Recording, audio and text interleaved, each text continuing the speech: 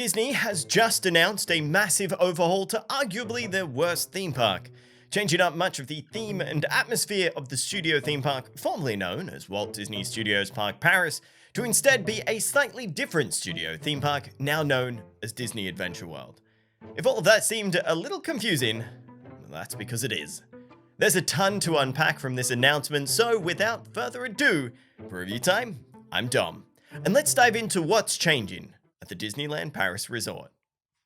So, first up, as mentioned before, the second gate at the Disneyland Paris Resort is getting a name change to Disney Adventure World.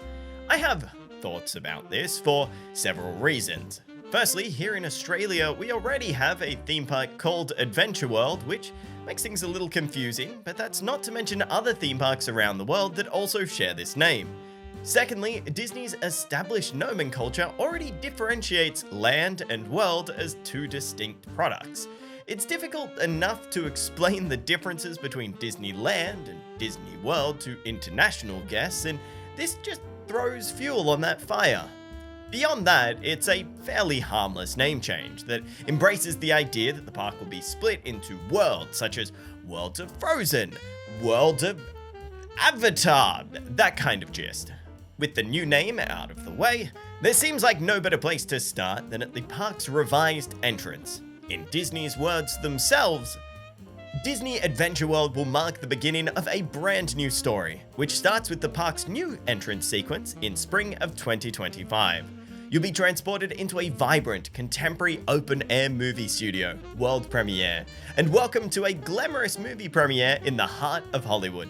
The current soundstage decor will be replaced with all new pieces paying homage to historic movie theaters of the past.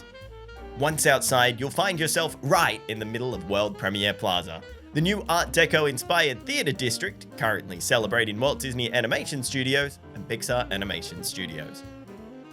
Despite dropping it from the park's name, it seems that the studio theme is here to stay for the park's main entrance. There's a lot to be implied from this announcement, so let's break it down. Firstly, despite mentioning being transported into an open-air movie studio, the Studio One show building is here to stay, and we're not going to see the removal of that structure anytime soon. The existing garish interior, reminiscent of early Disney's California Adventure Park, will be replaced to create a faux exterior surprisingly reminiscent of modern Disney California Adventure. It seems Imagineering has an internal memo that says, when in doubt, Art Deco. My favorite addition here is the world premiere facade, which I find incredibly clever. It allows Disney to keep the existing studio buildings whilst playfully transitioning into the more fantastical aspects of the park. Whilst I'm not the biggest fan of faux exterior spaces, I think that this is a positive change for the park and a step in the right direction. Now, Disney does tease that Imagineering is working on something substantial beyond the world premiere facade, but in the concept art provided, it's difficult to make out, so this might have to wait as a surprise. Moving on, further in the announcement, Disney goes on to tease the addition of Arendelle to the park and introduces us to the official name, World of Avatar. Hey, Luke here, editing this video. Dom misspoke. Unsurprisingly, the Frozen Land isn't actually called World of Avatar, but instead World of Frozen. Back to the video. We've known about Frozen for several years now, so this isn't particularly anything new, but they do provide a photograph of the current construction. From what we can gather, this iteration of Frozen will be very reminiscent of Hong Kong Disneyland's, just without the wandering oaken coaster.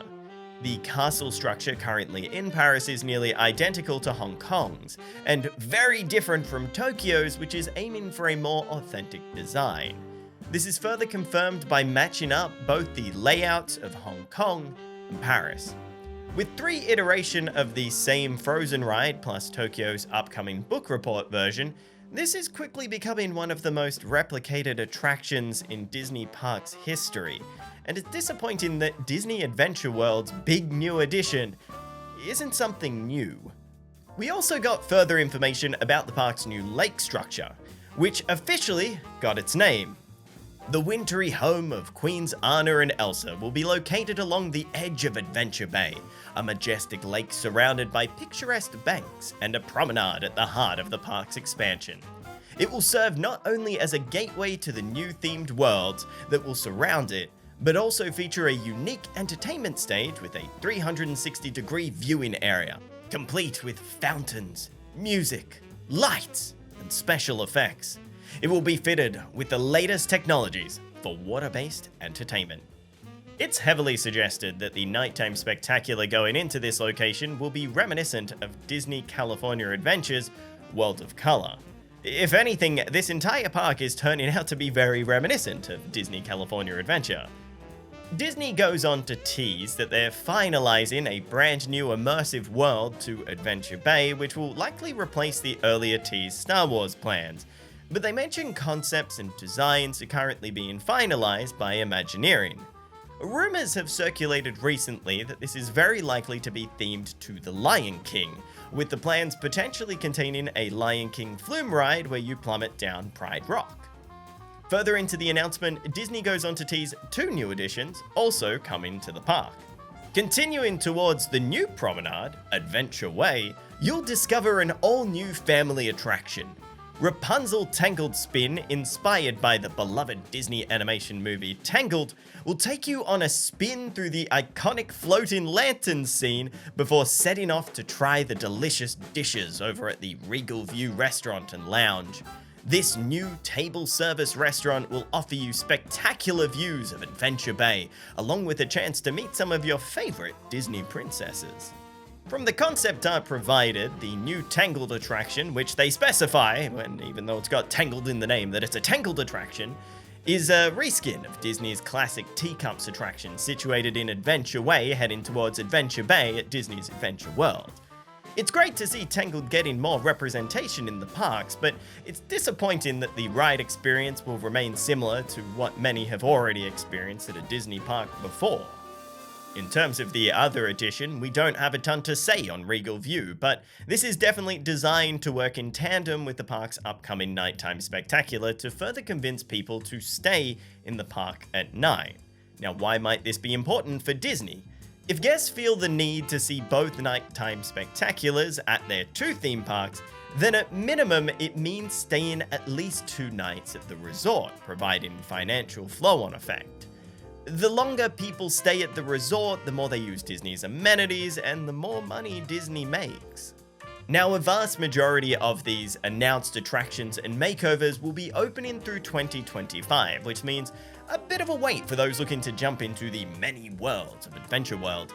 But Disney did tease some new additions for 2024. Beginning on May 25th, Alice and the Queen of Hearts Back to Wonderland will debut at Walt Disney Studios Park. This wild new show, inspired by the Disney animation film Alice in Wonderland, will feature high-flying acrobats pushing their limits in a supercharged pop and rock showdown with 2 possible endings decided by the audience.